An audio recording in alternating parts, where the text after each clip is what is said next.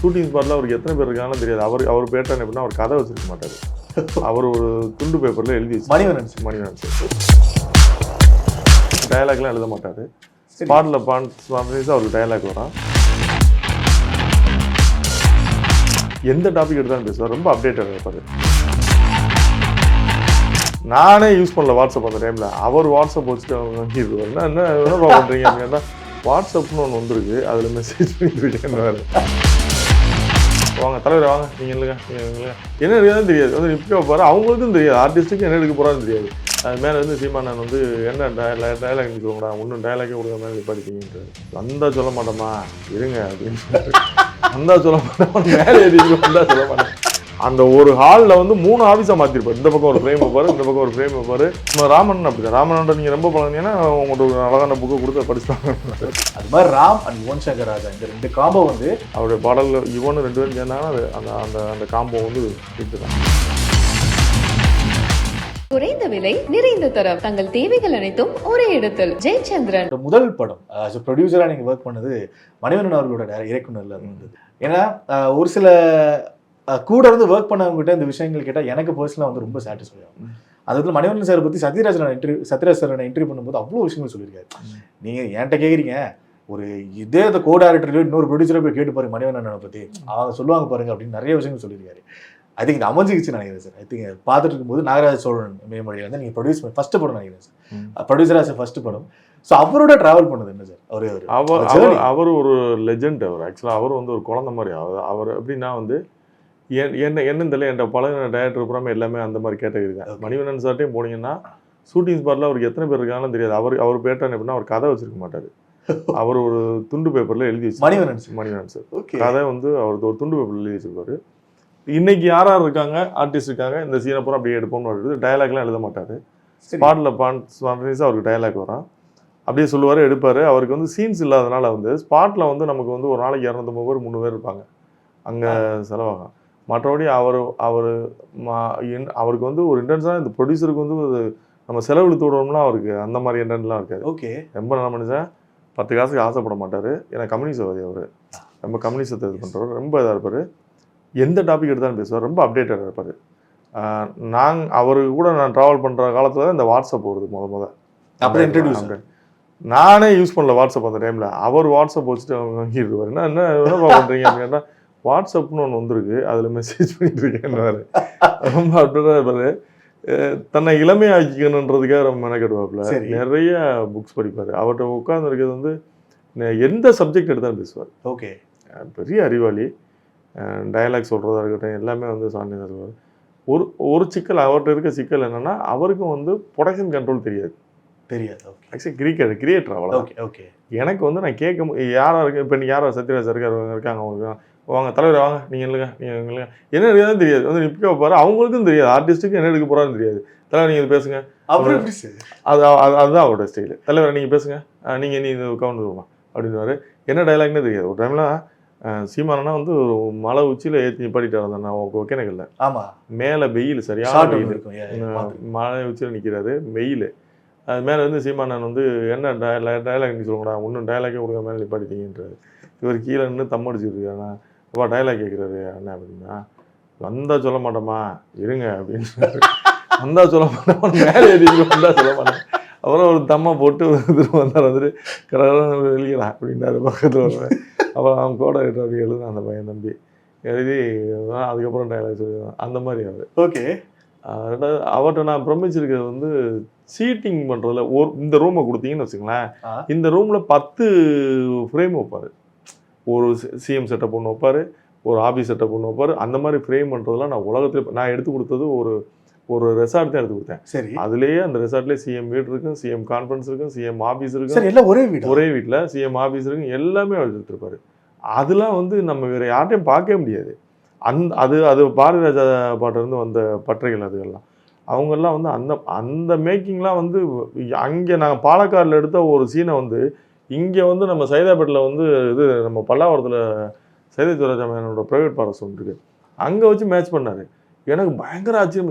என்ன அங்கே எடுத்து அழகாக இங்கே வச்சு என்ன பண்ணுவாருன்னு தெரியாது, டக்குன்னு மேட்ச் பண்ணுவாரு. அந்த மைண்ட்ல வச்சு அந்த ஷார்ட்டை மைண்ட்ல வச்சு பண்றது இருக்குல்ல, ஓகே ஓகே. அதை அவர்கிட்ட பிரமிப்பா இருக்கு. அவர்கிட்ட ஒர்க் பண்றது ஒரு பெரிய அனுபவம். அந்த சீட்டிங் ஷார்ட்ஸ்லாம் எடுக்கிறதுலாம் பெருசா லொக்கேஷனுக்காக பெருசா மெனக்கிட மாட்டாரு. இங்க போவோம் அங்க போவோம்.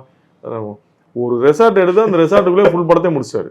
சரி, நீங்க சொன்னதுக்கு அப்புறம் தான் எனக்கு ரிலீஸ். அதுல பாத்தீங்கன்னா அதுல அந்த சிஎம் கான்ஃபரன்ஸ் இருக்கும், சிஎம் பதவியேற்புல இருக்கும், சிஎம்மோட வீடு இருக்கும், வீடு இருக்கு, அவரோட மீட்டிங் ஹால் இருக்கு, அவருடைய ஒரு கார்டன் இருக்கு, அவருடைய ஸ்விம்மிங் பூல் இருக்கு, எல்லாமே அதுக்குள்ளே வச்சு எடுத்து ஒரே ரெசார்ட்ல. அந்த ஒரு ஹால்ல வந்து 3 ஆபீஸா மாத்திருப்பாரு. இந்த பக்கம் ஒரு ஃப்ரேம் வைப்பாரு, இந்த பக்கம் ஒரு ஃப்ரேம் வைப்பாரு வச்சு அப்படி அது வந்து அவர்கிட்ட ரொம்ப பிரமிப்பா இருக்கும். அவருக்கு தெரியாமலே செலவாகும். அதுதான் அவர்கிட்ட. நான் ஆக்சுவலாக அந்த படம் வந்து ஸ்டார்ட் பண்ணும்போது 1:75 ஆரம்பித்தேன். சரி, 4:45 முடிஞ்சது எனக்கு அந்த படம். பட் என்னன்னா அது எனக்கு அப்போ எனக்கு ப்ரொடக்ஷன் எக்ஸ்பீரியன்ஸ் பெரிய பெருசாக கிடையாது. இருந்ததுன்னா நான் கண்ட்ரோல் பண்ணிப்பேன். எனக்கு படம் அதுதான் ப்ரொடக்ஷனாக வந்து. அப்போ எங்கே போச்சு அப்படின்னு பார்த்தா ஸ்பாட்டில் வந்து அந்த 240 பேர் வந்து மொத்தமாக இருந்தது தான். அப்போ ரெகுலர் அது வந்து ரூம் வாடகை அது இதுன்னு பெரிய எக்ஸ்பென்சிவ் இருக்குது. அவர் 10 காசு வந்து செலவழித்து விடணுன்ற அந்த இன்டென்ஷன் எல்லாம் கிடையாது. அவரை அறியாமலே செலவு நடக்குது. மற்றபடி கிரியேட்டராக வந்து மணிவண்ணன் சாரும் மிகப்பெரிய ஜாம்பவான். அதெல்லாம் 1% கூட நம்ம மாற்று சொல்ல முடியாது. மிகப்பெரிய ஜீனியஸு, மிகப்பெரிய தமிழ் தேசியவாதி, கம்யூனிஸ்ட் தானே உள்ளவர். இது ரொம்ப அதாவது அவர்கிட்ட உட்காந்துருந்தீங்கன்னா நம்ம பொழுதுபோதே தெரியாது. அவ்வளோ அதே கேட்டகரி தான். நான் பழகின எல்லாருமே எனக்கு வந்து அப்படித்தான். ஒவ்வொரு ஒவ்வொரு இதில் இருக்கான். நீங்கள் தாண்டி நீங்கள் அந்த அந்த அந்த வருஷம் அவரோட இன்னொரு வருஷங்கள் தான் பாலான ராமனை அவங்கெல்லாம் வந்து அந்த கேட்டகரி. இவங்க எல்லாமே வந்து புத்தகங்கள் அதிகமாக படிக்கக்கூடியவங்க, நிறைய விஷயங்கள் வந்து இவங்ககிட்ட இருந்து கற்றுக்கலாம். தூங்கி எந்திரிச்சா இவங்க புக்கில் தான் எந்திரிப்பாங்க. புக்கு ஏதாவது ஒரு நாளைக்கு 4 புக்கு படிச்சுருவாங்க இந்த குரூப்லாம். பாலாண்ணே வந்து படமும் பார்ப்பாரு, புக்கும் படிப்பார். ரெண்டுமே பேரல். மணிவண்ணன் சார்லாம் நீங்கள் பார்த்தீங்கன்னா அவர் ரூமில் பார்த்தீங்கன்னா அவர் சுற்றி புக்ஸ் இருக்கும். இப்போ மிஸ்கின் ரூமில் போய் பார்த்தீங்கன்னா அவரை சுற்றி புக்ஸாக இருக்கும். அவர் புக்குக்கு நடுவில் ஒரு உட்காந்துருக்காங்க. ராமன் அப்படிதான். ராமனோட நீங்கள் ரொம்ப பழகினீங்கன்னா உங்கள்கிட்ட ஒரு அழகான புக்கை கொடுத்து படிச்சுவாங்க.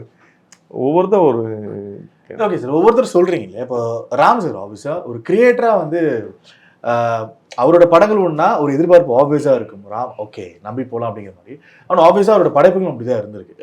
தங்கமின்களா இருக்கட்டும், கட்டுரை தமிழ், நிறைய படங்கள் இருக்கும். அண்டு 7 கடல் 7 மலை அது வந்து நாங்கள் எதிர்பார்க்குற விதம் வந்து வேற மாதிரி இருக்குது. பிகாஸ் ராம் அவர்களோட ஒரு ஸ்ட்ராட்டஜி ஒன்று இருக்கும். மியூசிக்கில் இப்போ வர மியூசிக்ஸ்லாம் வந்து பார்க்குறோம், ஓகே நல்லா இருக்குது கேட்குறதுக்கு. ஆனால் இந்த ரியல் ஓஜிஸ்ன்னு சொல்லுவாங்கல்ல, அது மாதிரி ராம் அண்ட் யுவன் சங்கர் ராஜா இந்த 2 காம்போ வந்து அது ஒன்று பண்ணுவாங்க.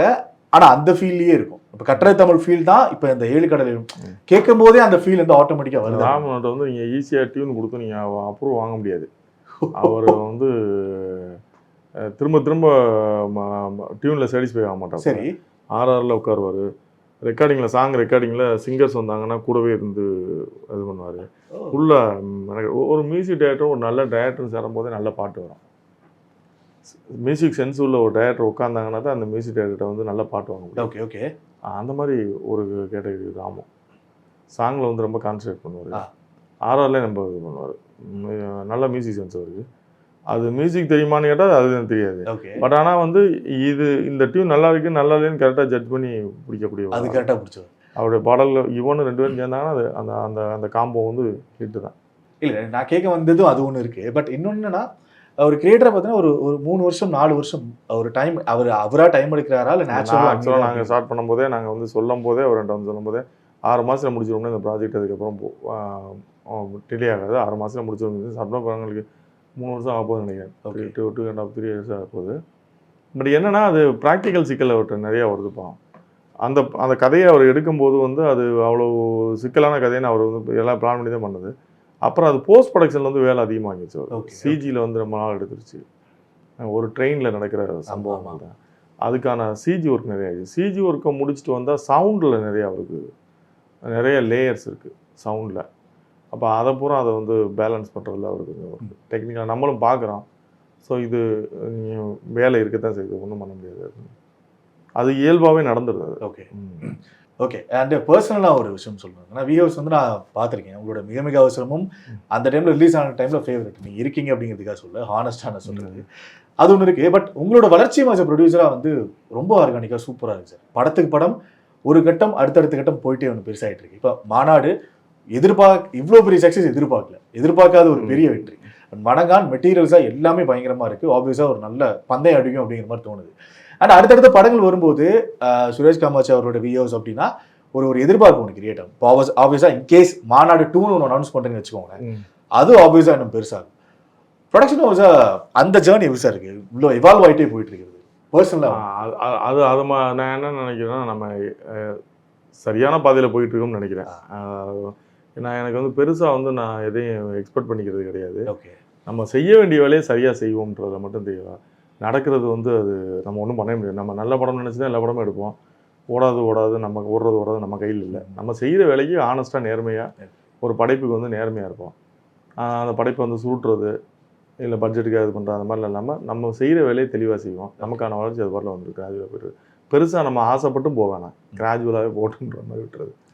Yes sir, thank you so much sir. நேரத்திற்கு நன்றி. தேங்க்யூ. குறைந்த விலை நிறைந்த தரம், தங்கள் தேவைகள் அனைத்தும் ஒரே இடத்தில். ஜெயச்சந்திரன்.